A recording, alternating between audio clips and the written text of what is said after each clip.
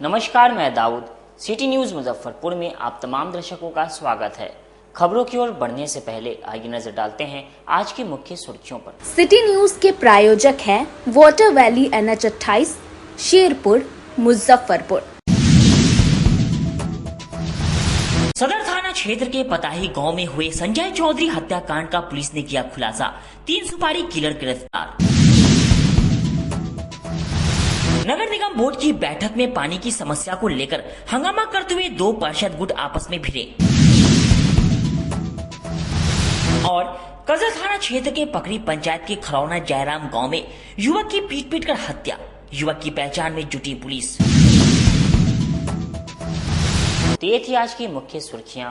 अब खबरें विस्तार। सदर थाना क्षेत्र के पताही गांव में हुए संजय चौधरी हत्याकांड मामले का पुलिस ने खुलासा करते हुए 3 सुपारी किलर को गिरफ्तार कर लिया। मुजफ्फरपुर जिले के सदर थाना क्षेत्र में 15 मई 2025 को पैक्स अध्यक्ष के पुत्र संजय चौधरी उर्फ रामनवमी की हुई हत्या के मामले में पुलिस ने इस हत्याकांड को अंजाम देने वाले 3 कॉन्ट्रैक्ट किलरों को गिरफ्तार कर लिया है। गिरफ्तार आरोपियों की पहचान प्रकाश पासवान, राजेश कुमार और मनोज कुमार के रूप में की गई है। इनके पास से 1 पिस्टल, 2 देशी कट्टा, 4 कारतूस, 29 ग्राम स्मैक और 2 मोटरसाइकिल बरामद की गई है। इन सुपारी किलरों की गिरफ्तारी में सदर थाना प्रभारी अश्मित कुमार, राजीव कुमार, चंद्रशेखर आजाद, भास्कर कुमार, कुणाल कश्यप और दीपक कुमार शामिल रहे। सिटी एसपी के अनुसार इन अपराधियों ने पूछताछ में अपना अपराध स्वीकार कर लिया है। वहीं पूरे मामले को लेकर सिटी एसपी विश्वजीत दयाल ने बताया कि हत्या का कारण LP शाही कॉलेज के पास की एक जमीन के रास्ते को लेकर हुआ विवाद है। जांच में ये भी सामने आया है कि संजय चौधरी की हत्या सुपारी देकर करवाई गई थी। आपको बता दें कि गुरुवार की रात संजय चौधरी अपने दोस्त गुड्डू के साथ मोटरसाइकिल से घर लौट रहे थे, तभी रास्ते में अपराधियों ने उन्हें गोली मार दी थी। इस घटना के बाद इलाके में तनाव फैल गया था और आक्रोशित लोगों ने कई घंटों तक सड़क जाम कर प्रदर्शन किया था। सिटी एसपी ने बताया कि गिरफ्तार अपराधियों के आपराधिक इतिहास की जांच की जा रही है और अन्य संलिप्त लोगों की तलाश भी जारी है। 15 तारीख को सदर थाना क्षेत्र में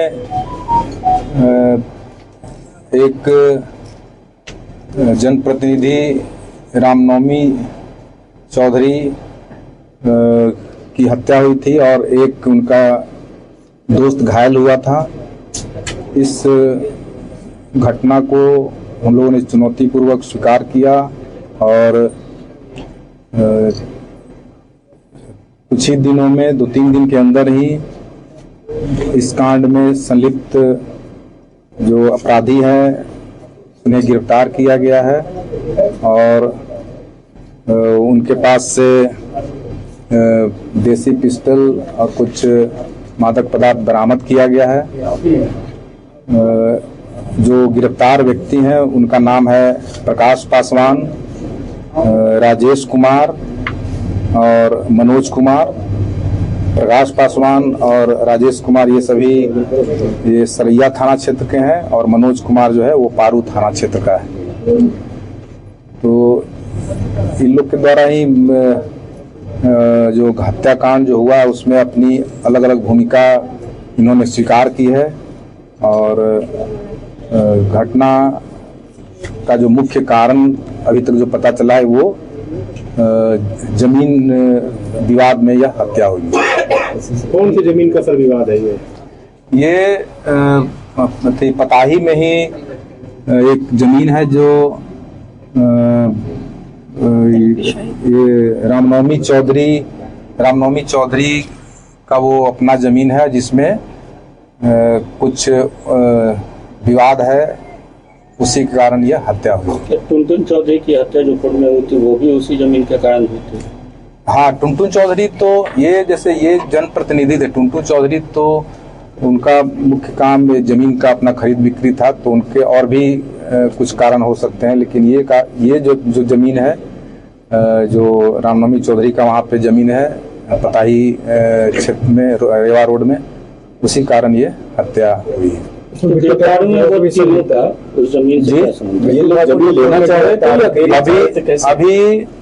अभी बिट्टू चौधरी तो उस कांड में, जो टुनटुन चौधरी के हत्याकांड में उसकी संलिप्तता थी और वो उस कांड में हिरासत में है। ये इस कांड में मुख्य जमीन जो विवाद है वो रास्ता को लेकर के विवाद है। वो बड़ा प्लॉट है और उसमें कोई रास्ता नहीं है, जिसके कारण से ये विवाद चल रहा था। इन लोगों का कुछ आपराधिक इतिहास? आपराधिक इतिहास एक व्यक्ति इसका है ना, राजेश, जो अभी गिरफ्तार हुआ, उसका आपराधिक इतिहास है। जो सीसीटीवी में 2 अपराधी दिख रहे हैं, क्या उन्हीं लोग में से कोई? हाँ, उन लोग में से है ये। जो सीसीटीवी तो क्लियर विजुअल नहीं आ रहा था, लेकिन घटना में जो बाइक का प्रयोग हुआ, उस बाइक को हम लोग बरामद किया। जो रेड अपाची कलर का जो बाइक था, उससे बरामद किया गया है। और सुपारी लेके, ये वस्तुतः वही है। ये लोग एक तरह से कॉन्ट्रैक्ट किलिंग का ये मामला है। ये जो गिरफ्तार हुए हैं, इनको कॉन्ट्रैक्ट मिला था, उसके बाद इसकी हत्या हुई। कितना का कॉन्ट्रैक्ट वगैरह मिला था? ये अभी अनुसंधान का विषय है। किसने लिया था? जी, किसने दिया था? अभी हम लोग, चूंकि मुख्य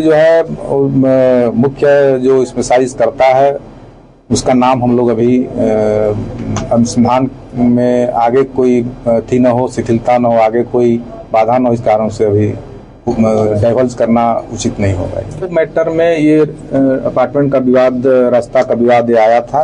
इनका और भी कुछ मैटर है जमीन का, जिसके चलते ये हत्या हुई। तो रास्ते का जो विवाद बता रहे हैं, ये नहीं दे रहे थे या वो नहीं दे रहे थे? क्या था मामला? नहीं, जमीन इनका है। जमीन जो है इनका, माने रामनवमी चौधरी के परिवार का है। उनसे मांगा जा रहा है। जी। अच्छा, ये टसल कब से चल रहा था इन लोग के बीच आपस में? नहीं, ये तो पहले तो ये चीज सब टुनटुन चौधरी देख रहे थे। उनकी हत्या के बाद, उनकी मृत्यु के बाद, वो सारा काम जो है रामनवमी चौधरी ही देख रहे थे। तो रामनवमी चौधरी सच इनसे कोई बस चूंकि उनका काम वो देख रहे थे, और इसी कारण जो है ये हत्या हुई। नगर निगम बोर्ड की बैठक में वार्ड की समस्या को लेकर 2 पार्षदों के गुट आपस में भिड़े, जमकर हुआ हंगामा।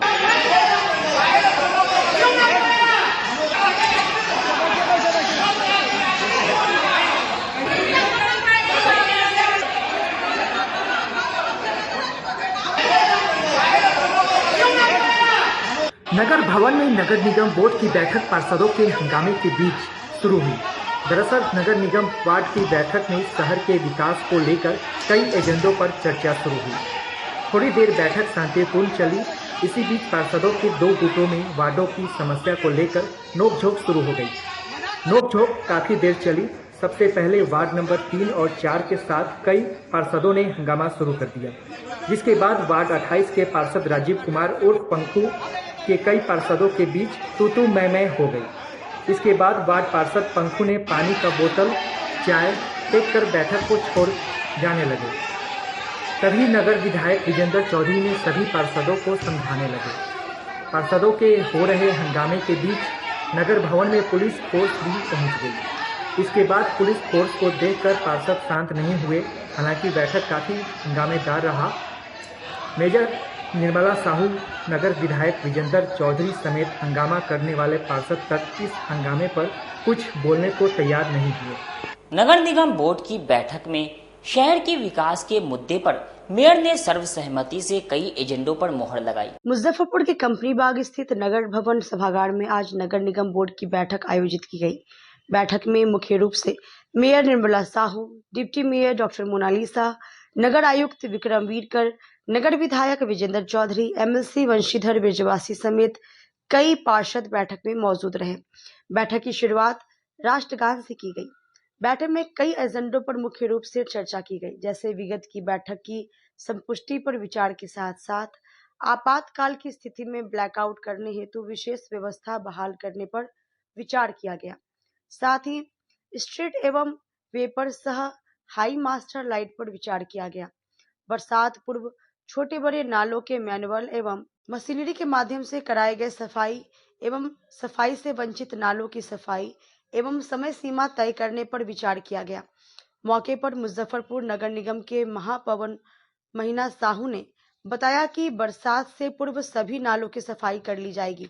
हमारा प्रयास है कि मुजफ्फरपुर में इस बार बरसात के समय में भी जल जमाव की समस्या उत्पन्न ना हो। नगर निगम के बोर्ड की आज बैठक की गई। सभी सम्मानित जनप्रतिनिधियों ने आज आके अपनी बात रखी। शहर के विकास के संबंधित, लोगों की कठिनाइयां दूर करने के संबंधित बहुत महत्वपूर्ण विषयों पर चर्चा हुई, जो आपातकाल की स्थिति में या फिर जो बिजली की बचत की दृष्टि से एक centralise command and control centre के माध्यम से बिजली के जो स्ट्रीट लाइट है उसका नियंत्रण करने की एक बहुत महत्वाकांक्षी योजना आज ली गई। उसके अलावा जो यातायात है जिसमें दिक्कत आती है, पुराने बिजली के पोल है, पुराने टेलीफोन के पोल है, उनको हटाने और उसके माध्यम से यातायात प्रभावी बनाने के लिए आमजन का जो एक्सपीरियंस है वो ठीक करने के लिए आज बोर्ड की बैठक में चर्चा हो गई। इसके अलावा जल जमाव से संबंधित, लोगों की पानी के संबंधित बहुत सारे विषयों पे बहुत प्रदीर्घ माननीय सदस्य महोदय के द्वारा चर्चा हुई। बैठक की शुरुआत सर थोड़ा हंगामेदार सभी माननीय जनप्रतिनिधियों ने अपनी बात रखी, अपने वार्डों के विकास के संबंधित मुद्दों पर बात रखी और सभी माननीय जनप्रतिनिधि बहुत उत्साह के साथ अपने अपने वार्डों की जो समस्या है मुद्दों पर खास करके आज नगर निगम सभागार में मेरे द्वारा आज बोर्ड की बैठक का आयोजन किया गया, जिसमें मेरे द्वारा लाए गए 5 प्रमुख मुद्दे थे और पूर्व के भी कुछ एजेंडे थे, उस पर चर्चा हुई है। आज जिसमें सबसे मेरा जो एजेंडा था, जैसे कि आपातकाल की स्थिति में अपने शहर को ब्लैकआउट करने के लिए जो विशेष व्यवस्था, इस पर हम कैसे हम लोग प्लानिंग करें आगे आने वाले समय। वैसी कोई समस्या भगवान करे ना हो, लेकिन अगर वैसे कोई विकट कभी आगे भविष्य में कोई समस्या आती है तो उसके लिए हम लोग कैसे अपने शहर को ब्लैकआउट करें। अभी हम लोग देखे होंगे जब इंडिया पाकिस्तान का भी जो ऑपरेशन सिंदूर चलाया गया, जिसमें हमारे कई सैनिक उसमें शहीद हो गए जिसके कारण की जो अभी आप कुछ जो मतलब कि वो वहां पर अभी जो युद्ध छिड़ा जो कुछ दिन तक चला भी, और बहुत सारे शहरों में अभी प्रमुख रूप से जो ब्लैकआउट का जो चलाया जा रहा था अभियान, एक तरह से लोगों को ट्रेनिंग, तो उस पटना में भी चलाया गया। तो उसको देखते हुए मैंने भी अपने मुजफ्फरपुर नगर निगम क्षेत्र में कि यहाँ पर भी हम लोगों की जो बिजली की व्यवस्था इस ढंग से उसको रखी जाए, उसका कनेक्शन एक जगह से हो, और जो बिजली की पोल में जो लाइट जलती है कि एक जगह से अगर लाइट वो चालू होती है तो उसको एक जगह से उसको ऑफ भी कर सके हम लोग इमरजेंसी के उस स्थिति में। और जैसे कि बहुत जगह पे प्रत्येक पोल पे अलग अलग स्विच बोर्ड है जिसको कि अलग अलग उसको ऑफ करना पड़ता है। तो उस चीज को देखते हुए मेरे द्वारा ये एजेंडा लाया गया। दूसरा एजेंडा था हम लोग के जो सड़क में हम लोग निगम क्षेत्र में हम लोग सड़क बनाते हैं, तो जो वहाँ पर बिजली के पोल या टेलीफोन के जो पोल है वो लगे रहते हैं, जिससे कि आवागमन अवरुद्ध होता है और उस जगह भी धीरे धीरे अतिक्रमित भी होती जाती है। इसके द्वारा मैंने आज ये निर्देश दिया नगर आयुक्त महोदय को कि जो विभाग से सामंजस्य बिठा करके जो हम लोग जो सड़क निर्माण करवाते हैं वहां पे पहले पोल हटा ली जाए, यहाँ पर जहाँ पर रोड पर जो पोल पहले से है उसको हटाया जाए जल्द से जल्द। तो उससे विभाग से भी बात करके इस पर जल्द से इस पर काम शुरू होगा, ताकि इससे अतिक्रमण भी एक प्रमुख मुद्दा है पोल के कारण, कि पोल के आड़ में भी लोग दुकान वगैरह अतिक्रमित करके वहां पे लगा लेते हैं, क्योंकि पोल है गाड़ी वगैरह नहीं जा सकती है। और जो मेरे द्वारा एजेंडा लाया गया, जो शहर के जो हम लोग के सभी चौक चौराहा पर हम लोग देखते हैं कि सिग्नल है, लेकिन जो लेफ्ट तरफ जो जाने का है वो हमेशा मार्ग वहां का अवरुद्ध रहता है। अवरुद्ध रहने के कारण जैसे कि वहां पर ऑटो रिक्शा लगे रहते हैं, दुकानदार जो रोड पर दुकान लगाए रहते हैं, और उसी जंक्शन पर उसी जगह पर अभी आजकल हम लोग देख रहे हैं कि ई रिक्शा बहुत ज्यादा संख्या में है, जो कि चौक चौराहा पर ही इकट्ठा करके लगाते हैं। इसलिए इससे क्या है, जो लेफ्ट तरफ में जो ट्रैफिक जाने वाले हैं वो लोग जा नहीं पाते हैं, उन लोगों के अतिक्रमण के कारण दुकानदार लोग भी रहते हैं अतिक्रमण की रहते हैं। तो जो लेफ्ट साइड रहे वो क्लियर रहे, और ऑटो जो उस चौक चौराहा पे ना लगा के अपना आगे पे लगाए, ताकि इससे जो सिग्नल का जो टाइम है उससे ज्यादा लोग निकल सके और जाम की स्थिति उत्पन्न नहीं हो। और जो मेरे द्वारा और भी जो एजेंडा जो स्टैंडिंग से फरवरी से मैंने इस चीज को कहा था, जो हमारे शहर के प्रमुख नाले हैं, फर्दो नाला, जैसे कि उसकी साफ सफाई के लिए पार्षद लोग जैसे इस काम इस पर हो रहा है, लेकिन कुछ मतलब जैसे पार्षद के द्वारा मतलब बताया गया कि नहीं मेरे में सफाई नहीं, तो कुछ ने कहा भी सफाई मतलब व्यवस्था सही से नहीं हुई है। तो वहां पर सामंजस्य बिठाकर जहाँ पे जो कमी है पार्षद के माध्यम से इसको दूर करेंगे मिल करके, और जो नालों की जो उड़ाई है उसको समय पर तय समय सीमा पर उसको कर ली जाए। और जो अभी जो मेरे द्वारा एक प्रस्ताव पास हुआ था बाबा गरीबनाथ धाम में की शुरुआत हो चुकी है। जिले में कई जगह जल जमाव की भी समस्या उत्पन्न हो जाती है, इसके लिए क्या कुछ कदम उठाए जा रहे हैं? इसके लिए हम लोग फरवरी से ही लगे हुए हैं कि नालों की जो उड़ाई है पूरी साफ सफाई जो सही से हो, जो नाले से जो सिल्ट वगैरह भी निकला है पूरा सही से ढंग से निकले। और मैंने इसके लिए आज बोर्ड की बैठक में जो पार्षद लोगों से भी इस बात को मैं कही हूँ कि पार्षद लोग जो निगम के जो कर्मचारी जो भी जाए पार्षद से सामंजस्य बिठा करके जो सफाई है सही ढंग से हो, और जो वहाँ का सिल्ट निकले उसको भी तत्काल वहाँ से हटा लिया जाए ताकि रोड पर वो फैले नहीं, किसी को आवागमन में आने जाने में परेशानी भी नहीं हो। इस बार मेरा ये सोच है कि पूरे नगर निगम क्षेत्र में कहीं भी जल जमाव ना हो, इस पर मैंने पूरी तैयारी की है। अब ऐसी कोई मतलब इस बार जल जमाव की समस्या नहीं आएगी। मैंने जो सोचा है उसके तहत हम लोग काम कर रहे हैं, पूरे निगम के सभी लोग इसमें लगे हुए हैं। जी, आज बोर्ड की बैठक में शामिल हुए हैं। बहुत सारा विकास का मुद्दा था हमारे वार्ड का भी और उसको लेकर शहर का भी, तो हम लोगों ने अपना प्रस्ताव रखा है जिसमें मुख्य हमने रखा है कि नाला का निर्माण जल्द से जल्द हो और जो स्ट्रीट लाइट कम है वो स्ट्रीट लाइट उसमें लगनी चाहिए। और सुरक्षा के मद्देनजर जो अभी जितना भी सीसीटीवी स्मार्ट जो सीसीटीवी कैमरा है वो दिन में काम करता है सिर्फ गाड़ी का चालान काटने के लिए और पैसा उगाही के लिए, वो रात में काम नहीं करता है। इसके लिए भी हमने अवगत कराया है कि उसके कैमरा की जांच की जाए ताकि शहर में जो सुरक्षा को लेकर जो लोग बिना भय के रहते हैं उनको भी भय हो गया है कि भाई रात में जो कैमरा काम ही नहीं कर रहा है। तो ऐसे हम लोगों ने जांच के लिए बोला है, इसकी जांच की जाए क्यों नहीं काम करता है रात में, क्या सिर्फ पैसे उगाही के लिए ही सीसीटीवी कैमरा लगाया गया है। इसके लिए हमने मुख्य बिंदु को रखा है। अगले बोर्ड की बैठक में यातायात के प्रभारी सुरक्षा के दृष्टिकोण से हो सकता है वरीय अधीक्षक साहब भी मौजूद रहेंगे अगले सदन में। मोहम्मद इकबाल हुसैन, वार्ड 40 पार्षद। रामपुर हाड़ी थाना क्षेत्र में युवती का अपहरण कर सामूहिक दुष्कर्म करने वाले मुख्य आरोपी को पुलिस ने गिरफ्तार कर लिया। मुजफ्फरपुर जिले के रामपुर हरी थाना क्षेत्र में एक युवती के साथ नकली हथियार का भय दिखाकर सामूहिक दुष्कर्म की घटना को अंजाम देने के बाद से फरार चल रहा मुख्य आरोपी मनीष कुमार को पुलिस ने गिरफ्तार कर लिया है। ग्रामीण एसपी विद्यासागर ने बताया कि पीड़िता देर रात शौच के लिए घर से निकली थी, तभी गांव के 3 युवकों ने नकली हथियार दिखाकर उसे डराया और पास के बसवाड़ी में ले जाकर उसके साथ सामूहिक दुष्कर्म किया। घटना के दौरान आरोपियों ने युवती का अश्लील वीडियो और फोटो भी खींच लिया और उसे धमकी दी कि यदि उसने किसी को इस घटना की जानकारी दी तो वह वीडियो और फोटो को सोशल मीडिया पर वायरल कर देंगे। घटना के बाद पुलिस ने त्वरित कार्रवाई करते हुए 2 आरोपियों राजा कुमार और मिथुन कुमार को गिरफ्तार कर लिया था, जबकि मुख्य आरोपी मनीष फरार चल रहा था। सोमवार को पुलिस को गुप्त सूचना मिली कि मनीष गांव में आने वाला है।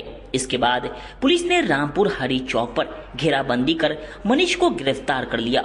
ग्रामीण एसपी विद्यासागर ने बताया कि पूछताछ में मनीष ने घटना में अपनी संलिप्तता स्वीकार कर ली है। मनीष का कहना है कि घटना के बाद से वह शिवहर में एक रिश्तेदार के घर में छुपा हुआ था, जहां पैसा खत्म होने के बाद वो अपने घर पैसा लेने के लिए आया था, पर उससे पहले ही पुलिस ने उसे गिरफ्तार कर लिया। ये रामपुर हरी थाना अंतर्गत 13 मई को जो सामूहिक दुष्कर्म की घटना घटी थी और उसमें 2 लोग राजा और मिथुन की गिरफ्तारी उसी दिन हो गई थी, और जो मुख्य आरोपी था जिसने पूरा ताना बाना बुना था वो मनीष कुमार पेशर रमेश शाह, उसकी गिरफ्तारी नहीं हो पाई थी। और आज अहले सुबह उसको जो बॉर्डर है सीतामढ़ी का बॉर्डर, वहाँ से रामपुर हरी चौक से उसको गिरफ्तार किया गया है। उसको भी माननीय न्यायालय के समक्ष प्रस्तुत करके हम लोग चाहेंगे कि स्पीडी ट्रायल करा के इसको हम लोग स्पीडली सजा दिलवा सकें। नहीं, ये अभी अनुसंधान किया जा रहा है, लेकिन यह था कि जो मुख्य अभियुक्त था यही मनीष कुमार ही था और इसी ने अपने 2 दोस्तों को भी बुलाया था।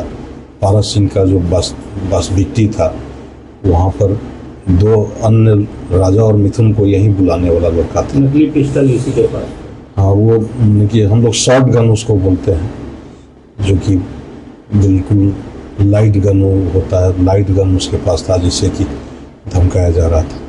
घटना के बाद ये कहाँ पे फरार हो गया था? घटना के बाद ये शिवहर की तरफ अपने किसी रिलेटिव के यहाँ फरार हुआ था। इसके पास पैसों की कमी हो गई और पैसा लेने घर की तरफ आ रहा था, तो इसी बीच रामपुर हरी चौक के पास उसको गिरफ्तार कर लिया गया। बरुआज थाना क्षेत्र में पहले से शादीशुदा दूल्हा बारात लेकर पहुंचा शादी करने के लिए। दुल्हन के परिवार वालों ने दूल्हे और उनके रिश्तेदारों को बंधक बना लिया। मुजफ्फरपुर जिले के बरुआज थाना क्षेत्र के एक गांव में बैंड बाजा लेकर शादी करने पहुंचे दूल्हा जब पहले से शादीशुदा निकला तो लड़की के परिजनों ने दूल्हे समेत 2 दर्जन बारातियों को बंधक बना लिया। सूचना पर पहुंची बरुआज थाना पुलिस की पहल पर दोनों पक्षों की बैठक हुई, जिसमें लड़की पक्ष के हुए खर्चे को लौटाने पर सभी को छोड़ दिया गया। आपको बता दें कि शादी के दौरान ही पश्चिम बंगाल से बैग लिए एक युवती गांव पहुंची। उसने खुद को बारात लेकर आने वाले दूल्हे की पत्नी बताकर कोर्ट मैरिज के कागज दिखाते हुए हंगामा किया। ग्रामीणों ने बारात आने तक किसी तरह समझाकर उसे शांत रखा। देर रात 10:30 बजे लड़का पक्ष के लोग बारात लेकर जैसे ही पहुंचे कि इसी बीच युवती आ गई और हंगामा करने लगी। लड़के की तरफ से कोई ठोस जवाब नहीं मिलने पर ग्रामीण आक्रोशित हो गए। ग्रामीणों ने दूल्हे, उसके पिता, चाचा, सगे संबंधी समेत करीब 2 दर्जन बारातियों को बंधक बना लिया। पूरी रात ड्रामा चला। वहीं ग्रामीण एसपी विद्यासागर ने बताया कि दोनों पक्षों ने आपस में समझौता कर लिया है। किसी भी पक्ष ने आवेदन नहीं दिया है। बरुआज थाना क्षेत्र के पकड़ी गांव की ये घटना है, परसों की घटना है। और इस घटना में था कि बारात आई थी, दूर से बारात आई थी, लेकिन जो दूल्हा था उसी समय बंगाल से एक युवती आ गई और उसने बताया कि हमारी शादी पूर्व में हुई है, हमने कोर्ट मैरिज किया है। उसने अपना कागजात भी दिखाया, लेकिन अभी तक उसके तरफ से कोई आवेदन प्राप्त नहीं हुआ है। पुलिस भी वहां गई थी, पूछताछ के लिए गई थी और पुलिस द्वारा कहा गया कि आप आवेदन लेकर के आइए, हम लोग उस आवेदन के आलोक में कार्रवाई करेंगे। लेकिन अभी तक आवेदन प्राप्त नहीं है। आवेदन मिलने पर आगे की कार्रवाई की जाएगी। आपका साला है? हाँ जी। शादी पहले हुआ था? किसका? पहले हमारे सामने शादी नहीं हुआ है जी। अच्छा। शादी 2 साल में आते हैं ससुराल, 2 साल में आते हैं। उनकी घरवाली से पहले मोहब्बत हुआ है तो एक बार किसके मोहब्बत हुआ था? इनका पहले बात कराए हैं। अच्छा, कहाँ से? अपने जो होगा वहीं पंजाब में जब बात कराए हैं। बस उसके बाद पंजाब में बात कराए थे? हाँ बस। तो वहाँ से मोहब्बत हो गया था? हाँ, शादी नहीं हुआ। अच्छा, तो शादी नहीं हुआ था। तो लड़की कहाँ है? वो लड़की कहाँ है? लड़की यही पर। अच्छा, क्या नाम है लड़की का? लड़की की नाम नहीं पता। लड़की कहाँ की है? लड़की कहाँ की है? बंगाल की है। वो लड़की यहाँ आई हुई है। क्या नाम लड़की का है? क्या याद नहीं? शादी तुम किया है कितने दिन पहले? उससे साल पहले शादी किया था? शादी करे वो अपना गाँव चला गया। शादी किया तू गांव चला गया? अपना गाँव चला गया, बोला कहती मेरा दादी मर गया, हुआ जा रहा है। अच्छा। उसके बाद 2 साल भर हुआ से नहीं आया। कौन जगह की लड़की है? तो उससे पूछे, हमको इतना नाम मालूम। बाबा गरीबनाथ धाम कॉरिडोर के अंतर्गत तीर्थयात्री भवन और पर्यटक सुविधा केंद्र भी बनेंगे। बाबा गरीबनाथ धाम कॉरिडोर के अंतर्गत तीर्थयात्री भवन और पर्यटक सुविधा केंद्र भी बनेगा। कॉरिडोर के निर्माण के साथ मंदिर परिसर और आसपास के इलाके के सौंदर्यीकरण के साथ साथ कांवड़िया पथ का विकास भी किया जाएगा। इसको लेकर नगर निगम ने शुक्रवार को नगर विकास एवं आवास विभाग को प्रस्ताव भेज दिया। इससे पूर्व बीते 1 मार्च को निगम बोर्ड की बैठक में कॉरिडोर प्रोजेक्ट को सैद्धांतिक स्वीकृति दी थी। नगर आयुक्त विक्रम विरकड़ के मुताबिक मंदिर में से लेकर कांवड़िया पथ तक हर स्तर पर स्वच्छता, जल निकासी, रोशनी, पेयजल, शौचालय जैसे सार्वजनिक सुविधाओं को दुरुस्त किया जाएगा। सूचना प्रणाली, पर्यटक सुविधा केंद्र, श्रद्धालुओं के ठहरने के लिए धर्मशाला, सस्ते लॉज, तीर्थयात्री भवन की व्यवस्था की जाएगी। इसके साथ ही छायादार विश्राम स्थल, प्राथमिक चिकित्सा, दिव्यांगजन ब्रेल साइन बोर्ड, रैंप, महिला विश्राम कक्ष, यातायात नियंत्रण, सीसीटीवी निगरानी, निर्भया कॉल पॉइंट व बच्चों के लिए सुविधाओं का विकास आवश्यक है। एकीकृत पर्यटक सुविधा केंद्र में मार्गदर्शन टिकट, दवा आदि की समुचित व्यवस्था होगी। नगर आयुक्त विक्रमवीरकर उत्तर बिहार के प्रमुख धार्मिक स्थलों में शामिल बाबा गरीबनाथ धाम को धार्मिक पर्यटन सर्किट में प्रमुख स्थान दिया जाना चाहिए। इस पवित्र स्थल को धार्मिक पर्यटन केंद्र के रूप में विकसित करने के लिए कॉरिडोर परियोजना प्रस्तावित है। इससे रोजगार का भी सृजन होगा। स्थानीय कारीगर, दुकानदार व अन्य सेवा प्रदाताओं को रोजगार मिलने पर आर्थिक मजबूती आएगी। बोर्ड के द्वारा माननीय महापौर महोदया के नेतृत्व में यह निर्णय पिछली बोर्ड की बैठक में 1 दिन को लिया गया था कि बाबा गरीबनाथ धाम का जो पूरे उत्तर बिहार तथा नेपाल का श्रद्धा का विषय है, उसका टूरिज्म कॉरिडोर के रूप में विकास हो जाए। उसको लेके पर्यटन विभाग जो इसका नोडल विभाग है उसको प्रस्ताव दिया गया है। माननीय पर्यटन मंत्री जो है उनके जो सचिव है उनको भी इस प्रस्ताव की प्रतिलिपि दी गई है और उस प्रस्ताव का फॉलोअप किया जाएगा। जल्द ही माननीय सभी जनप्रतिनिधियों के नेतृत्व में, मार्गदर्शन में तथा बाबा गरीबनाथ की कृपा से इस पे पहल की गई है। जल्द ही देखेंगे कि इसमें क्या है। बाबा गरीबनाथ धाम को कॉरिडोर के रूप में विकसित किया जाना है। इस मेरे निगम के द्वारा इस प्रस्ताव को हम लोग पास कर चुके हैं और ये पर्यटन मंत्रालय के पास चला भी गया है, जो कि बाबा गरीबनाथ धाम कॉरिडोर हम लोग की मुजफ्फरपुर शहर का, जो कि बाबा गरीबनाथ धाम पूरे उत्तर बिहार का एक प्रमुख स्थान है। एक यहाँ पर लोग लाखों की संख्या में सावन के महीने में लोग कांवरिया जो बंधु हैं वो जल लेकर के आकर के हाजीपुर से यहाँ पर जलार्पण करते हैं बाबा धाम में। तो ये अगर कॉरिडोर का यहाँ पर निर्माण होता है तो हमारे मुजफ्फरपुर का सौंदर्यीकरण बहुत ही अच्छा हो जाएगा और जिससे कि इस कॉरिडोर का जो निर्माण हो जाएगा यहाँ पर होगा तो यहाँ पर अनेक प्रकार के यहाँ पे धर्मशाला भी बनेंगी उसके तहत। और जो कॉरिडोर बनाने के लिए जो यहाँ पर है इसके सौंदर्यीकरण में भी विकास होगा और यहाँ पर पर्यटक सुविधा केंद्र रहने की व्यवस्था भी की जाएगी, जबकि बहुत सारे श्रद्धालु बहुत दूर दूर से भी आते हैं तो उनके रहने की भी व्यवस्था होगी। इस ढंग से इसको बनाया जाएगा। कांवरिया पथ का भी एक निर्माण किया जाएगा ताकि आसानी से लोग कांवरिया पथ से जाकर के बाबा गरीबनाथ धाम में एक जलार्पण कर सके। कहीं न कहीं आपके कार्यकाल में ये फैसला लिया गया है, ऐतिहासिक फैसला है। निश्चित बात है। अपने मुजफ्फरपुर शहर के लिए, जैसे मैंने कहा था, मुजफ्फरपुर शहर सुंदर स्वच्छ हमारा, इस दिशा में मेरा पहल है। कैसे मेरा मुजफ्फरपुर शहर सुंदर भी हो, स्वच्छ भी हो और स्वस्थ भी यहाँ पर हो। इसी दिशा में तहत मैंने ये मुजफ्फरपुर कॉरिडोर बनाने का निर्णय लिया है। जिले की शान शाही लीची बाजार में उतर गई। महंगे होने के बावजूद खाने और बाहर भेजने वाले लोग जमकर खरीदारी कर रहे हैं। मुजफ्फरपुर की शाही लीची स्थानीय बाजारों में आ गई है। शहर के कई चौक चौराहों पर शाही लीची की बिक्री जमकर हो रही है। आपको बता दें कि मुजफ्फरपुर की शाही लीची सिर्फ अपने स्वाद और गुणवत्ता ही नहीं, बल्कि यह राज्य में रोजगार का भी एक महत्वपूर्ण स्रोत बन चुकी है। हर वर्ष लीची के मौसम में हजारों लोगों को इससे रोजगार मिलता है, जिससे ग्रामीण अर्थव्यवस्था को मजबूती मिलती है। लीची के सीजन के दौरान बिहार में लगभग 2 लाख मजदूरों को रोजगार मिलता है।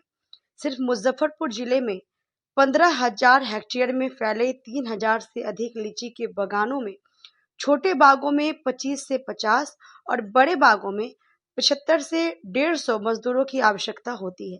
इसमें खासकर महिलाओं को अधिक अवसर मिलता है।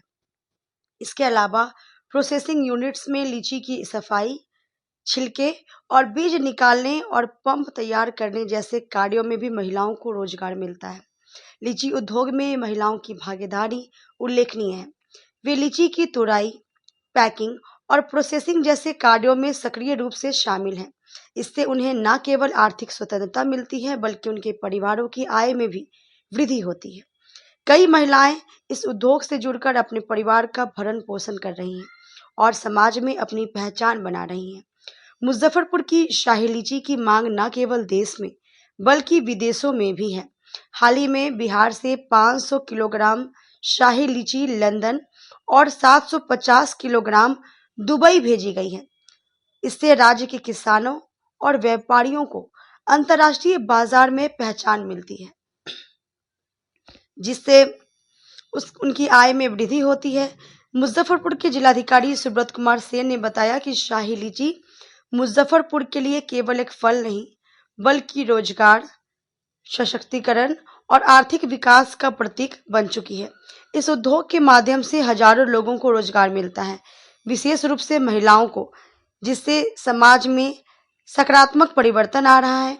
सरकार और संबंधित संस्थानों को चाहिए कि वे इस उद्योग को अधिक समर्थन दे रहे हैं ताकि यह और अधिक लोगों के लिए रोजगार का स्रोत बन सके। मुजफ्फरपुर के शाही लीची की पहचान है और बहुत सारे आप देखेंगे कि जो स्थानीय कृषक हैं या जिनके पास थोड़ी बहुत भी जमीन है वो अपने यहाँ लीची का पेड़ लगा करके रखे हैं। कई बार स्थानीय मार्केटों में, कई बार वेंडर्स के माध्यम से उसकी बिक्री करते हैं। यहाँ प्रोसेसिंग की भी उसकी व्यवस्था, उसको प्रिजर्व करने की भी व्यवस्था कई प्राइवेट एजेंसियों के द्वारा की जा रही है। जो हम लोगों का मोतीपुर में फूड पार्क बन रहा है, वहाँ भी एक सेंटर जो है लीची को प्रिजर्व करने के लिए, ताकि उसकी जो आयु है, हम लोग सब लोग जानते हैं कि बहुत जल्दी खराब हो जाता है, पेरिसेबल आइटम है, तो उस दिशा में भी जो है बेड़ा और उद्योग विभाग प्रयास कर रहा है। लीची अनुसंधान केंद्र है, उसके माध्यम से भी नई नई तकनीक जो है प्रत्येक वर्ष इजाद की जाती है, तो इससे काफी अच्छी आमदनी भी होती है लीची ग्रोवर्स को, और कई लोग इसके एंसिलरी एक्टिविटीज में लगे रहते हैं, उनकी भी आमदनी का एक महत्वपूर्ण जो है ये स्रोत होता है। और शाही लीची की मिठास और पहचान जो है मुजफ्फरपुर के शाही लीची की पूरे देश दुनिया में है। तो इस दिशा में हम लोगों का भी प्रयास है, कैसे हम लोग एक बेहतर मार्केट दें, कैसे बेहतर पैकेजिंग हो। तो इस दिशा में सभी विभाग, चाहे वो हॉर्टिकल्चर हो, कृषि विभाग हो, उद्योग विभाग हो, तो लीची अनुसंधान केंद्र है, सब लोग प्रयासरत हैं कि हम लोग कृषकों को, उत्पादकों को बेहतर मार्केट और बेहतर दाम जो है वो। जिले के मिठनपुरा में राधे राधे रेस्टोरेंट का भव्य शुभारंभ बिहार सरकार के मंत्री मदन सहनी ने किया।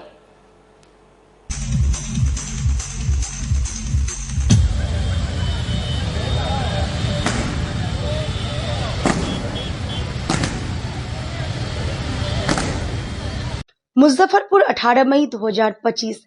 जब स्वाद की बात हो तो राधे राधे सिर्फ नाम नहीं, एक भावना है।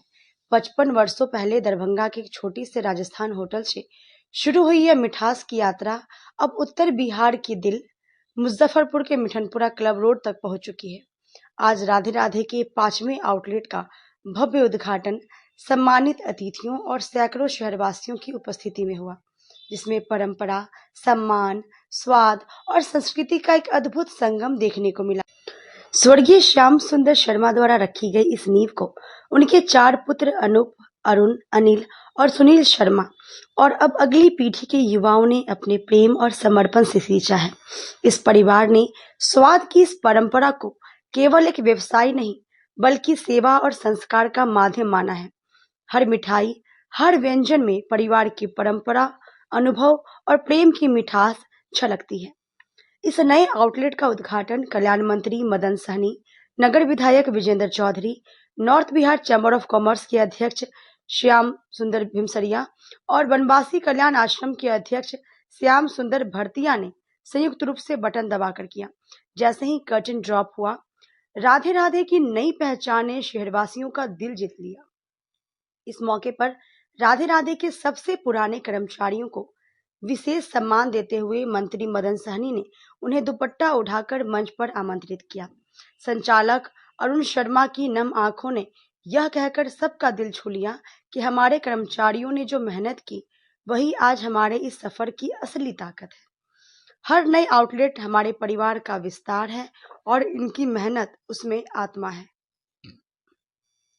मुजफ्फरपुर के इस नए आउटलेट में शुद्ध शाकाहारी व्यंजनों के साथ साथ विशेष मिठाइयाँ, केक, बेवरेज, मॉकटेल्स, चाट, स्नैक्स, शेक और आइसक्रीम का पूरा संसार सजाया गया है।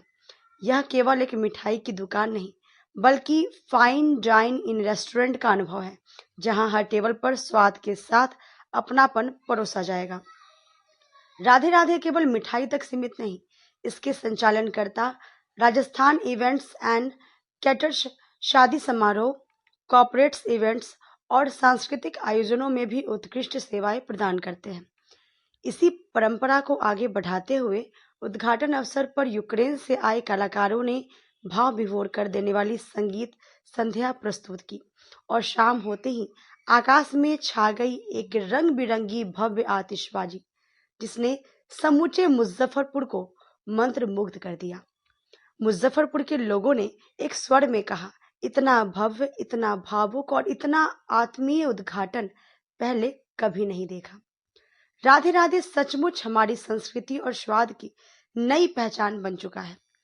राधे राधे का यह नया ठिकाना मुजफ्फरपुर वासियों के लिए केवल एक शॉप नहीं, बल्कि संवेदना, स्वाद और संस्कार का।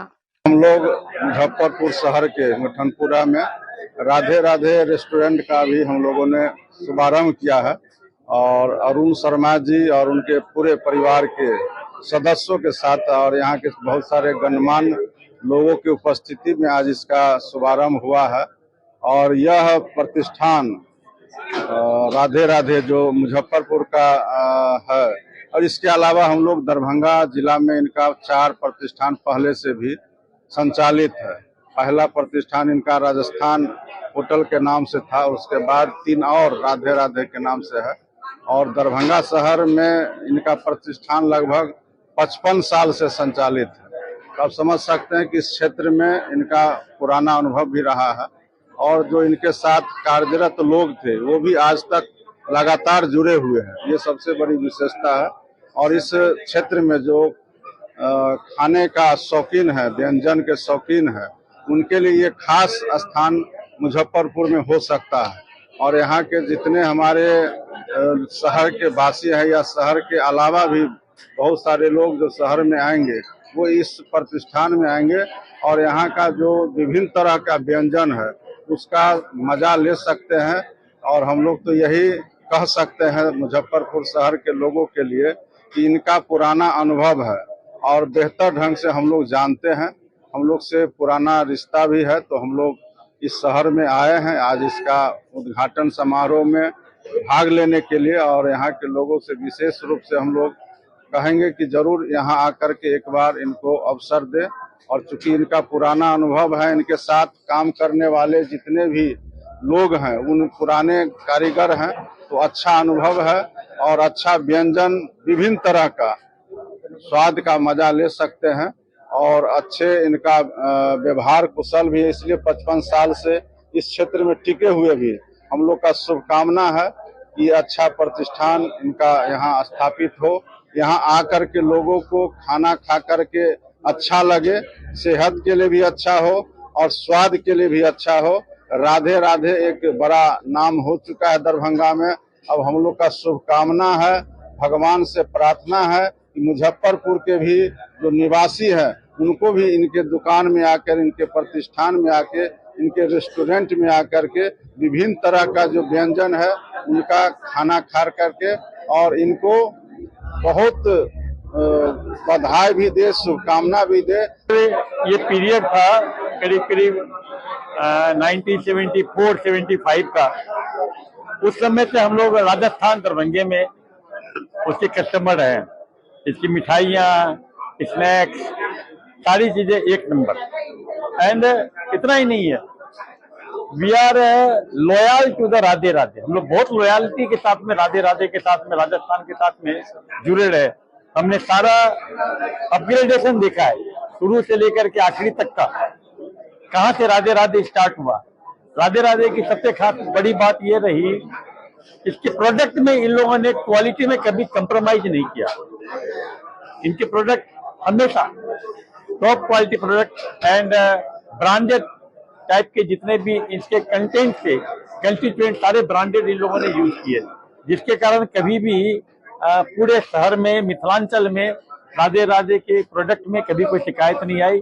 मुझे लग रहा है कि 50 किलोमीटर की जो 0 माइल से लेकर के नेपाल बॉर्डर तक के लोग जो है वो वहां से राधे राधे में शॉपिंग करने के लिए आते रहे। मैं करीब करीब 74-75 से मैं राधे राधे में जाता हूं। मैं लंच के लिए या डिनर के लिए हो या स्नैक्स के लिए या मैंने चाट वगैरह खाने के लिए, नाश्ता करने के लिए। And we are getting the customer friendly product. Customer को, कंज्यूमर को जो चाहिए प्रोडक्ट, वो सारे प्रोडक्ट मिलते रहे। हम लोग इसके उज्जवल भविष्य को बहुत नजदीक से देख रहे हैं। ये ब्रांड काफी बड़ा है और काफी आगे बढ़ने वाला ब्रांड है। उससे पहले तो हम अपने बारे में जानकारी दे देते हैं कि हम लोग 55 साल पहले राजस्थान होटल के नाम से दरभंगा में एक आउटलेट हमारे पिताजी ने शुरू की थी, और आज वो राजस्थान होटल 55 साल के बाद में राजस्थान दादे आदे के नाम से जाना जाता है। तो इसलिए राजस्थान नाम अभी भी है उसमें, कि राजस्थान रेस्टोरेंट के नाम से ही हमको पहचान है, राजस्थान होटल के नाम से। और दरभंगा में प्योर वेजिटेरियन होटल रेस्टोरेंट पहले भी हमारी थी, आज भी हमारी है, और इस क्रम को हम दरभंगा से मुजफ्फरपुर लेके आए हैं, जिसमें फुल डाइनिंग रेस्टोरेंट है, ऊपर में 200 सीटिंग के 200 पर्सन की कैपेसिटी है उसमें, और फुल प्योर वेज रेस्टोरेंट है, और मिठाई की सारी रेंज है, पेस्ट्री मतलब कि बेकरी का पूरा रेंज है, और नमकीन का पूरा रेंज है। हम लोग जो मुजफ्फरपुर आके और राधे आधे के नाम से, चूंकि बहुत लोगों को बेसब्री भी थी कि भाई मुजफ्फरपुर में राधे आधे खुले, क्योंकि दरभंगा मुजफ्फरपुर की दूरी मात्र 60 किलोमीटर है, और सब लोग दरभंगा वाले मुजफ्फरपुर और मुजफ्फरपुर वाले दरभंगा। और मुजफ्फरपुर में ये मिठनपुरा चौक से ये ग्रैंड मॉल के जस्ट अपोजिट साइड, यो चाइना के बगल में राजस्थान दादे आदे आउटलेट। और यहाँ हमारा प्रोग्राम है जो आगे बढ़ने का, जैसे अभी दरभंगे में हम बस हैं, 4 ब्रांच है दरभंगा में हमारे, और 4 कोने पे है, और शहर के चारों कोनों को हमने कवर किया है राजस्थान दादे आदे। और मब्बी पे हमारी सबसे बड़ी आउटलेट है, मब्बी एनएच पे हमारी सबसे बड़ी आउटलेट है। हाँ, और ये दरभंगा से आके मुजफ्फरपुर में 5वां आउटलेट हमने ओपन किया है, और मुजफ्फरपुर में भी हम 4 आउटलेट अभी जो है 1 साल के अंदर में चालू करने का प्रोग्राम है हमारा। मुजफ्फरपुरवासियों से क्या कुछ अपील रहेगा ओपनिंग के मौके पर? मुजफ्फरपुरवासी आए और हमारे आउटलेट पे विजिट करें, और हमको अपनी ओपिनियन दें कि हमारे में कहाँ कमी है और क्या हम और अच्छा कर सकते हैं। यही हम मुजफ्फरपुर वासियों को बोलेंगे। अनुभव ये 5वां आउटलेट का हम लोग उद्घाटन किए हैं, और आज का दिन और एक खासी बात है, तो 41वां साल गिरा है यहाँ हमारे सेवा का। आज 18 मई 41 साल हो गया। वक्त हो चुका है एक छोटे से ब्रेक का। बने रहिए हमारे साथ, देखते रहिए सिटी न्यूज मुजफ्फरपुर।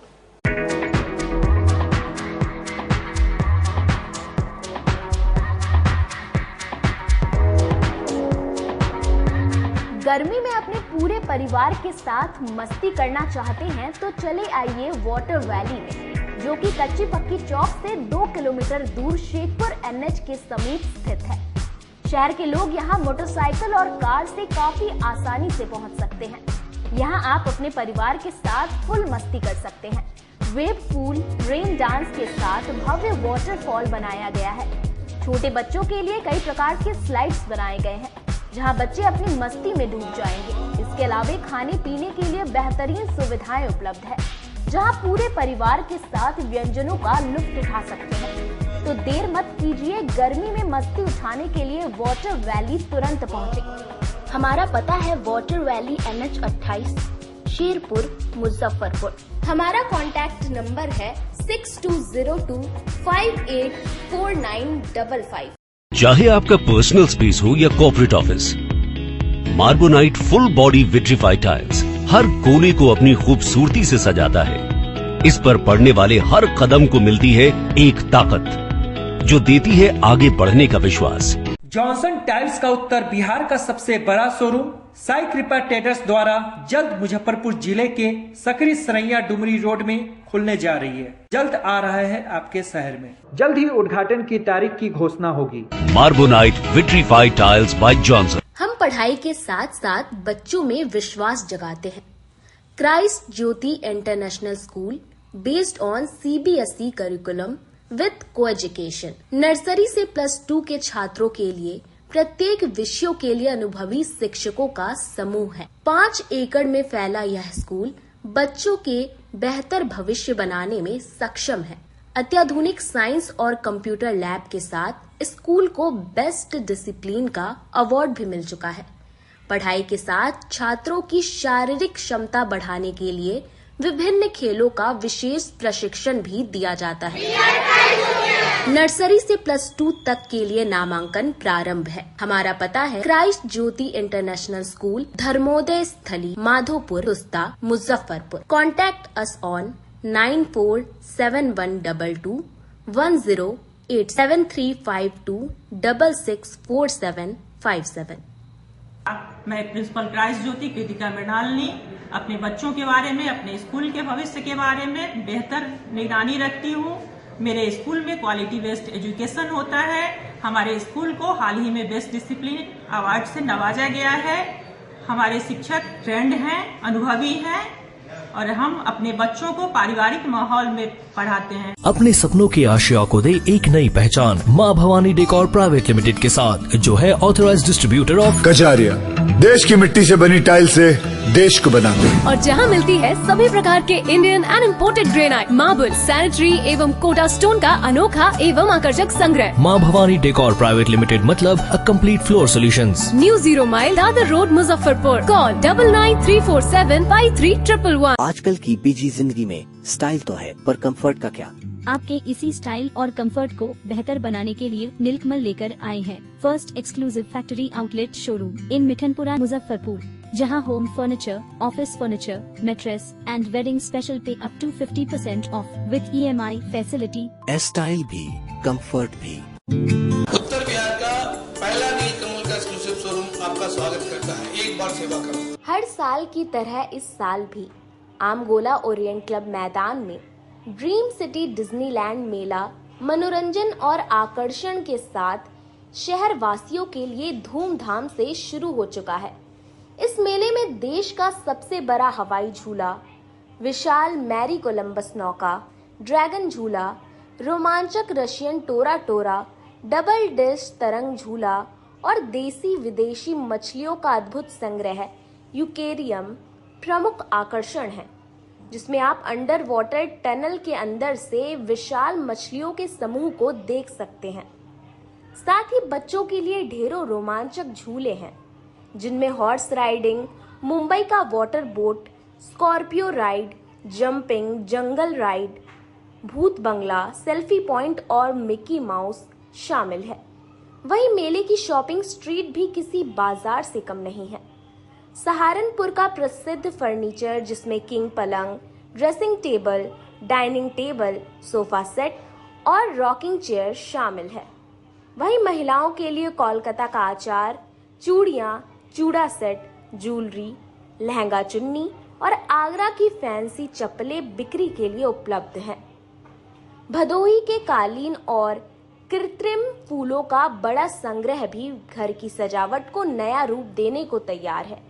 साथ ही बच्चों के मनोरंजन के लिए गुब्बारा गन शूटिंग की विशेष व्यवस्था की गई है। खाने पीने के शौकीनों के लिए स्वादिष्ट व्यंजन के स्टॉल उपलब्ध हैं। ड्रीम सिटी डिज्नीलैंड मेला, आमगोला ओरिएंट क्लब मैदान, मुजफ्फरपुर। कर्जा थाना क्षेत्र के खरौना जयराम गांव में एक युवक की पीट कर हत्या कर दी गई। पुलिस युवक की पहचान में जुट गई है। मुजफ्फरपुर जिले के कर्जा थाना क्षेत्र के पकरी पंचायत स्थित खरौना जयराम गांव में एक युवक की पीट कर हत्या कर दी गई। ये घटना रविवार देर रात की बताई जा रही है, जिसके बाद गांव में सन्नाटा पसरा हुआ है। मृतक युवक की पहचान नहीं हो पाई है। हालांकि पुलिस उसकी पहचान में जुटी हुई है। ग्रामीण एसपी विद्यासागर ने बताया कि युवक गांव में किसी घर में घुसकर महिला से दुष्कर्म का प्रयास कर रहा था। महिला के चिल्लाने पर ग्रामीण एकजुट हुए और युवक को लोगों ने पकड़ लिया और लाठी डंडों से बेरहमी से पिटाई की, जिससे मौके पर ही उसकी मौत हो गई। हत्या के बाद आरोपी शव को सड़क पर फेंककर फरार हो गए। घटना की सूचना मिलते ही कर्जा थाने की पुलिस मौके पर पहुंची और शव को कब्जे में लेकर पोस्टमार्टम के लिए SKMCH भेजकर आरोपियों की तलाश शुरू कर दी है। ग्रामीण एसपी ने बताया कि हत्या के पीछे के कारणों की जांच की जा रही है। अंतर्गत एक पकड़ी पंचायत में खरौना जयराम गांव है, वहीं पर एक अज्ञात व्यक्ति का डेड बॉडी मिला है और गांव वालों के द्वारा बताया गया कि ये किसी के घर में घुस रहा था और जिससे कि दुष्कर्म का प्रयास करने की कोशिश कर रहा था। उसी में गांव वाले ही मिल करके उसको मारपीट कर दिए, और मारपीट के बाद जब पुलिस पहुंचती है तो तब तक वो उसका शव ही बरामद करती है पुलिस। हम लोग उसको पोस्टमार्टम में भेजने की कार्रवाई कर रहे हैं। एफएसएल टीम से जांच पड़ताल हो गई है, और पोस्टमार्टम के बाद और अगर अज्ञात के बारे में अगर पता चल जाता है तो उसके परिजनों से आवेदन लेंगे, उसके आधार पर आवश्यक कार्रवाई करेंगे। किसी को डिटेन वगैरह भी किया गया है? नहीं, किसी को डिटेन नहीं किया गया है, और अभी ठीक ढंग से अनुसंधान भी नहीं हो पाया है, इसलिए कि अभी तो बस एफएसएल टीम आई गई थी और डेड बॉडी को पोस्टमार्टम में भेजा गया था। किसके घर में दुष्कर्म करने का, दुष्कर्म का प्रयास कर रहा था, कुछ पता? हाँ, नहीं, ये पता नहीं चल पाया है, क्योंकि वो डेड बॉडी किसी के घर से बरामद नहीं हुआ है, बल्कि सड़क पर से बरामद किया गया। किस चीज से हत्या किया गया? नहीं, पीट करके, प्रथम दृष्टया लग रहा है कि पीट कर हत्या की गई, और उसको एक प्लास्टिक में लपेट के रखा गया था। एफएसएल टीम का कहना था कि इसको काफी चोटें आई हैं। जिले में बढ़ते अपराध को लेकर महागठबंधन के सभी दलों के वरिष्ठ नेता एक साथ बैठकर नीतीश सरकार के खिलाफ मोर्चा खोल दिया। मुजफ्फरपुर स्थित होटल लिच्छवी बिहार में इंडिया गठबंधन की बैठक हुई, जिसमें इंडिया गठबंधन के सभी विधायक, जिला के सभी जिलाध्यक्ष और अधिकारी उपस्थित थे। बैठक में उपस्थित पूर्व मंत्री एवं कांटी के विधायक मोहम्मद इसराइल मंसूरी ने कहा कि आज इंडिया गठबंधन के सभी विधायक और जिला पदाधिकारी उपस्थित थे।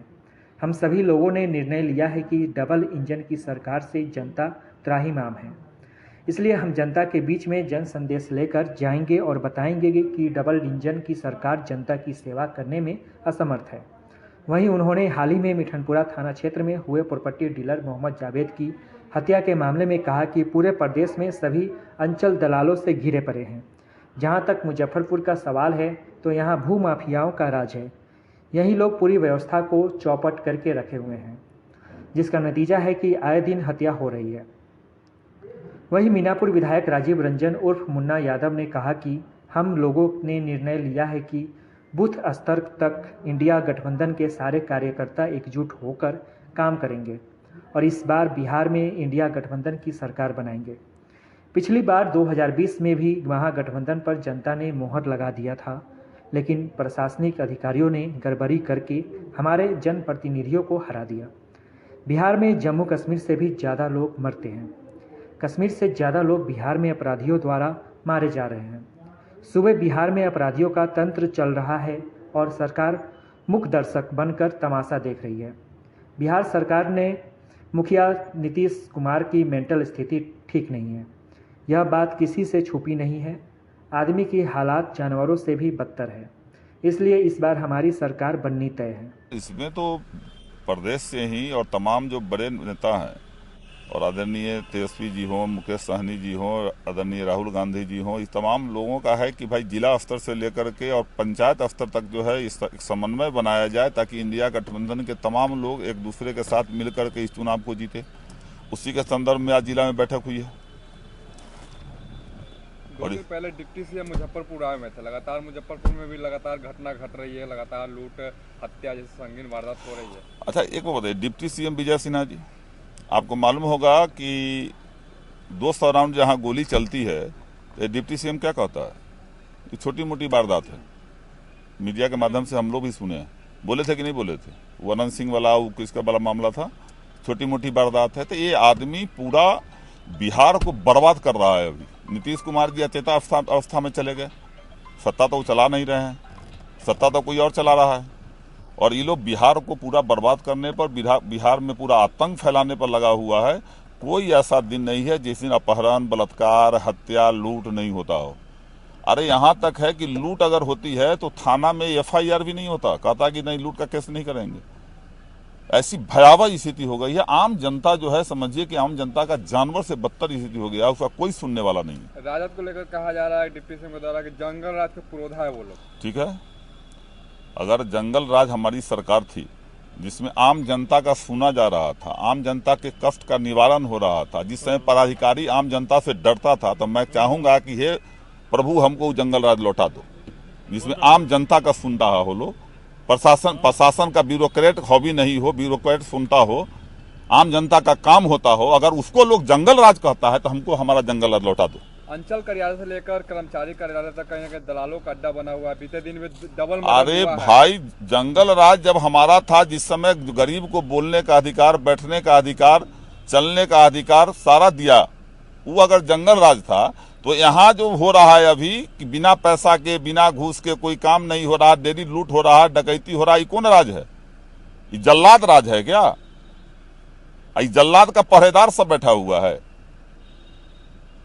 अगर वो जंगल राज था जिसमें आम जनता का राज था, आम जनता से प्रशासन भी डरता था, आम जनता का काम होता था, आम जनता खुल करके कहीं बोलता था, अगर वो जंगल राज था तो मैं बार बार कहूंगा कि हमारा वो जंगल राज लौटा दो। जिला स्तरीय तमाम नेताओं की बैठक हुई है, जिसमें जिलाध्यक्ष, प्रधान महासचिव, हमारे जितने इंडिया ब्लॉक के पार्टी है, तमाम पार्टी के नेता प्रमुख रूप से शामिल हुए हैं।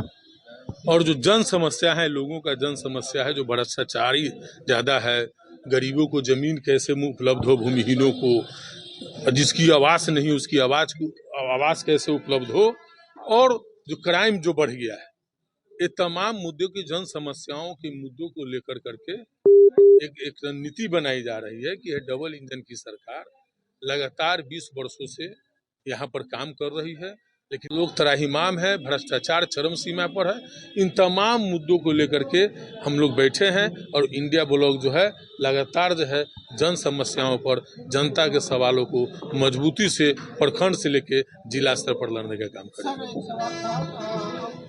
अभी मुशहरी के प्राइवेट कल्चरल अधिकारी के काफी मौत हुआ था प्राइवेट का, जिला स्कूल के बाद जैसा आप देखे हुए हैं, उसमें अंचल का इम्पोर्टेड पेपर सब मिला था।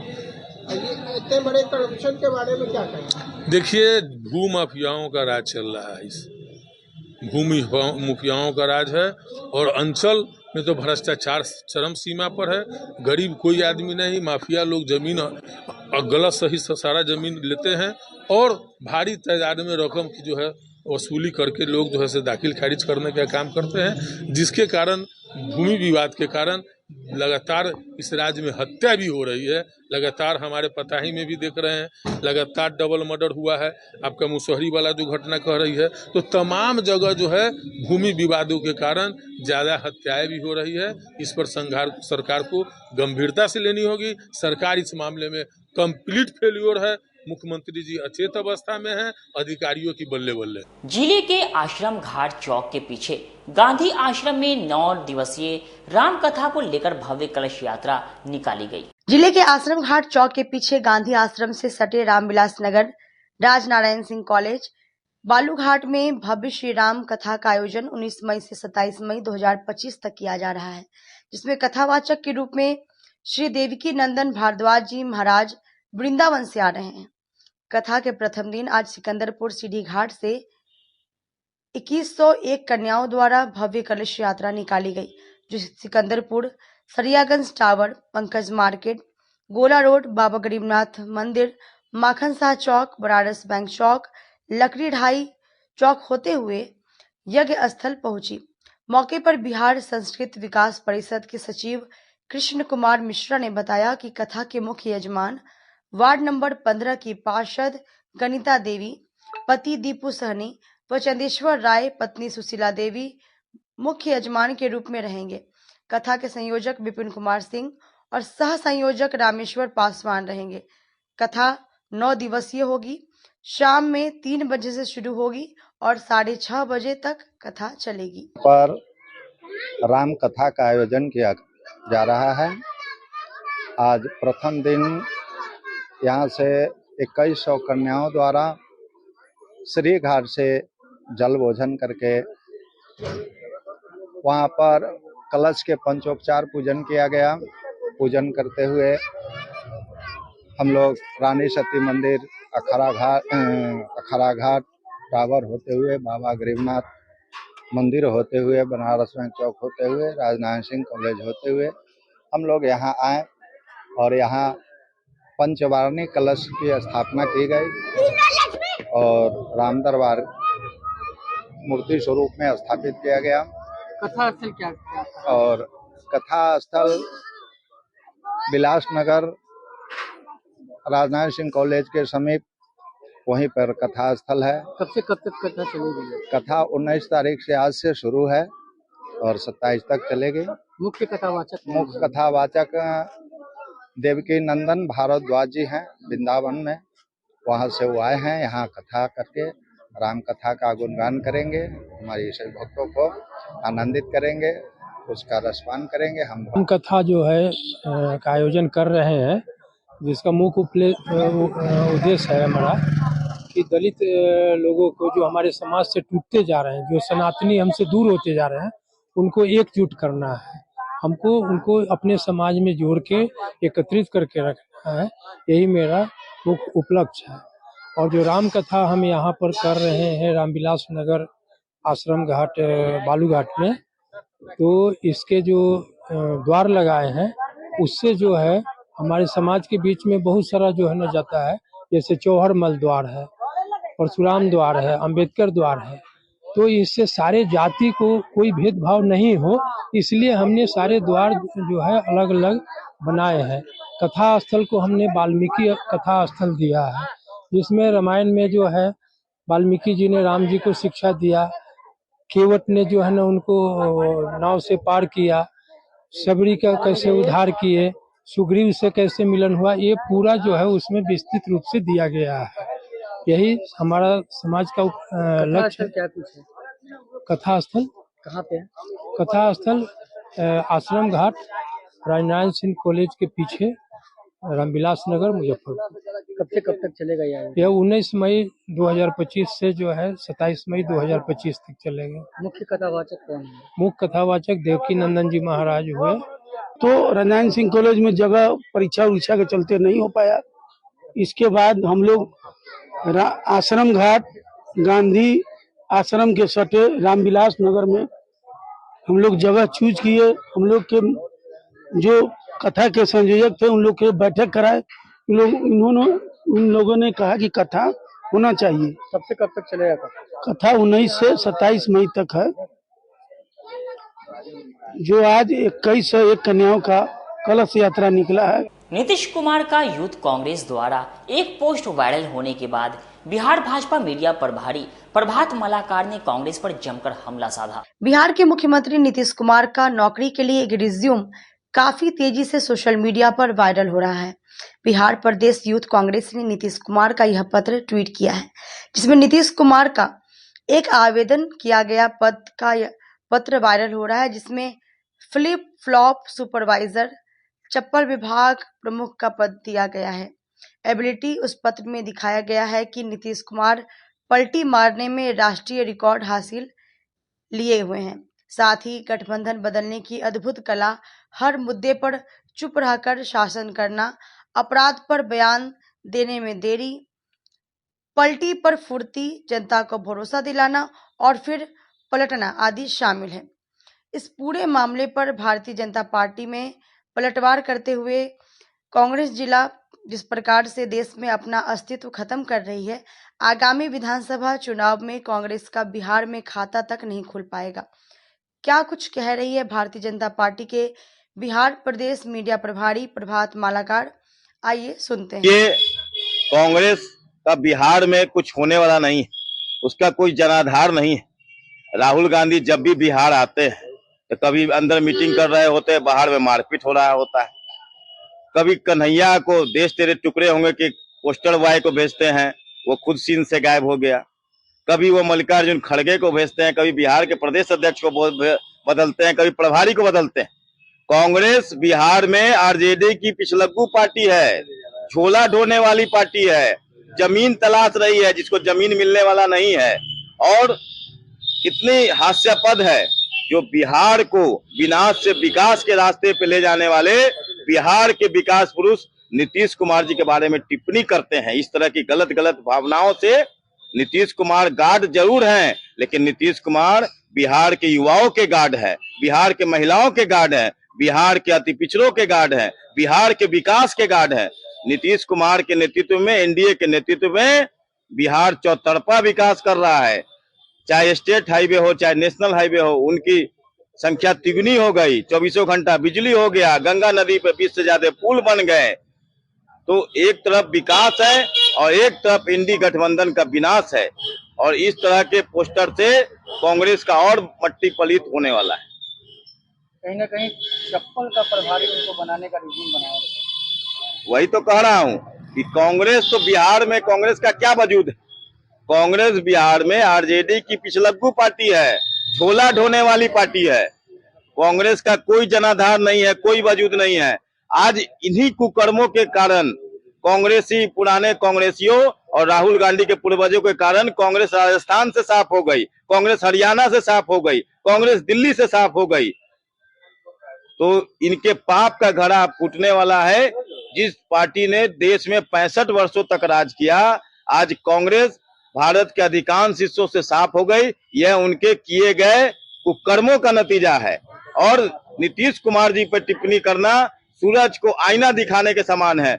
मुजफ्फरपुर कलब में 8 जून को आयोजित होने वाली रैली को लेकर रालूमो के राष्ट्रीय उपाध्यक्ष ने प्रेस वार्ता की। राष्ट्रीय लोक मोर्चा बिहार द्वारा निर्देशित आगामी 8 जून को होने वाली महारैली संवैधानिक अधिकार परिसीमन सुधार के विषय पर भी पत्रकार सम्मेलन का आयोजन किया गया।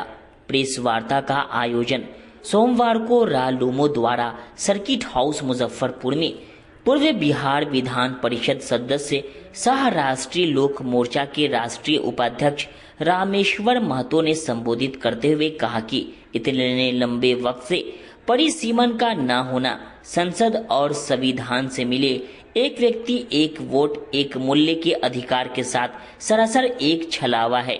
आज जहां बिहार सहित उत्तर भारत के अन्य राज्य 31 लाख की आबादी पर एक जनप्रतिनिधि चुनने को बाध्य हैं, वहीं दक्षिणी राज्यों में महज 21 लाख लोग अपना प्रतिनिधि चुन सकते हैं।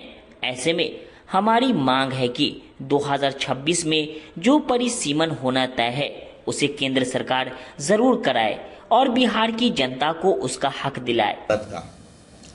एक बहुत भारी नुकसान हुआ है परिसीमन सुधार न होने के कारण, और आप सबको पता है 2026 में परिसीमन सुधार होना है, और परिसीमन अगर होता है तो बिहार के साथ साथ उत्तर बिहार के भारत के लिए ये बहुत लाभदायक होगा, खास करके राजनीतिक परिप्रेक्ष्य में।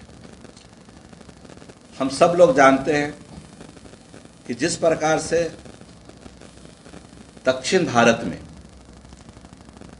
या दक्षिण भारत के लोग, नेता लोग पिछले लोकसभा चुनाव में अभी से ही हल्ला करना चालू कर दिए थे लोकसभा में कि परिसीमन ना हो, और इसलिए कर रहे हैं क्योंकि उनके यहाँ 20 से 21 लाख वोटर एक लोकसभा में होता है, और जबकि हमारे उत्तर भारत में 30 से 31 लाख वोटर एक लोकसभा में हैं। तो वह लोग नहीं चाहते कि परिसीमन हो और संख्या लोकसभा की सीटों की बढ़े उत्तर भारत में, उसका विरोध करते हैं साउथ बिहार के लोग। और पिछले लोकसभा चुनाव में उन्होंने ऐसा पिछले लोकसभा चुनाव में उन्होंने साउथ इंडिया के, दक्षिण भारत के नेताओं ने इसका विरोध की बात शुरू की। हमारे आदरणीय नेता श्री उपेंद्र कुशवाहा जी ने इस बात को गंभीरता से लिया और उन्होंने इस संकल्प लिया है कि परिसीमन सुधार करा के ही हम लोग दम लेंगे, ताकि बिहार के साथ साथ उत्तर भारत का भला हो सके। साथियों, जैसा कि हम सब लोग जानते हैं कि भारतीय संविधान के अनुच्छेद 82 में देश के हर जनगणना के बाद परिसीमन का प्रावधान है, जिससे क्षेत्र में सीटों की संख्या बढ़ती है। और वहीं अनुच्छेद 170 में राज्यों के विधानसभा के निर्वाचन क्षेत्रों की सीमा का भी संख्या बढ़ाने का प्रावधान है। और यह पिछले 50 वर्षों से खास करके लोकसभा में के लिए नहीं हुआ है। 1976 में जब आपातकाल लगा हुआ था, देश के प्रधानमंत्री श्रीमती इंदिरा गांधी थी, उन्होंने 25 साल के लिए परिसीमन का फ्रीज कर दिया, रोक लगा दिया कि 25 साल तक परिसीमन नहीं होगा और जो सीट जहां है वही रहेगा। और बाद में 2011 में फिर से यह अगले 25 साल के लिए बढ़ा दिया गया, जो कि 2026 में तय होता है। 50 साल पूरा होता है, 2026 में होना तय है। अगर 1976 में श्रीमती इंदिरा गांधी ने आपातकाल का सहारा लेकर के परिसीमन को फ्रीज नहीं किया होता, तो आज बिहार में जहां हमारा 40 लोकसभा सीट है, वहां हमारे 60 लोकसभा के सीट होते हैं। और आप सोचिए कि जहां दक्षिण भारत में एक लोकसभा सीट में 21 लाख वोटर हैं एक सांसद के लिए, हमारे बिहार में एक लोकसभा सीट पे 31 लाख वोटर है लोकसभा सांसद चुनने के लिए। 11वीं अंतर्राष्ट्रीय कराटे चैंपियनशिप में भारत ने 3 पदक जीतकर इतिहास रच दिया। 11वीं अंतर्राष्ट्रीय कराटे चैंपियनशिप में भारत ने 3 पदक जीतकर इतिहास रच दिया। दरअसल 16 से 20 मई तक नेपाल में आयोजित 11वीं माउंट एवरेस्ट अंतर्राष्ट्रीय कराटे चैंपियनशिप 2025 में भारतीय खिलाड़ी अंकित सिन्हा ने सब जूनियर काता इवेंट के सेमीफाइनल में भूटान के खिलाड़ी को हराकर रजत पदक पर कब्जा जमाया। वह आकाश राजा ने कैडेट काता इवेंट में नेपाल के खिलाड़ी को क्वार्टर फाइनल में हराकर कांस्य पदक जीता। वहीं नितिन कुमार ने कुमिते फाइट यूथ 68 किग्रा भार में बांग्लादेशी खिलाड़ी को हराकर कांस्य पदक पर कब्जा किया। भारतीय टीम के मैनेजर सेंसाई शिल्पी सोनम ने बताया कि भारत अपने उम्दा प्रदर्शन के दम पर इस अंतर्राष्ट्रीय चैंपियनशिप में 3 पदक जीतकर इतिहास रच दिया। इस जीत में भारतीय टीम के मुख्य कोच सिहान राहुल श्रीवास्तव का बहुत बड़ी भूमिका रही है। कहीं न कहीं उनका अनुभव व तकनीक का कमाल खिलाड़ियों को रिंग में बहुत मददगार साबित होता है।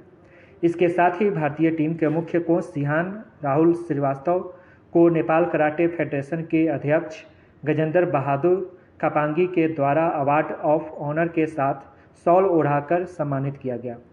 विजेता सभी खिलाड़ियों को रास वर्ल्ड के कोच सेंसाई सूरज पंडित, उपासना आनंद, नितेश कुमार समेत सभी पदाधिकारियों द्वारा बधाई व शुभकामनाएं दिए गए। की राजधानी काठमांडू में 16 से 20 मई तक चल रहे 11वीं माउंट एवरेस्ट अंतर्राष्ट्रीय कराटे चैंपियनशिप में भारतीय खिलाड़ियों ने 3 पदक जीतकर इतिहास रच दिया है। इस खिलाड़ियों को जो पदक जो जीते हैं उसमें काता इवेंट में सिल्वर मेडल प्राप्त किए हैं अंकित सिन्हा व ब्रॉन्ज मेडल प्राप्त किए हैं आकाश राजा। इसके साथ ही कुमिते बॉयज यूथ में -68 kg में नितिन कुमार, इन्होंने भारत को ब्रॉन्ज मेडल दिलाया है।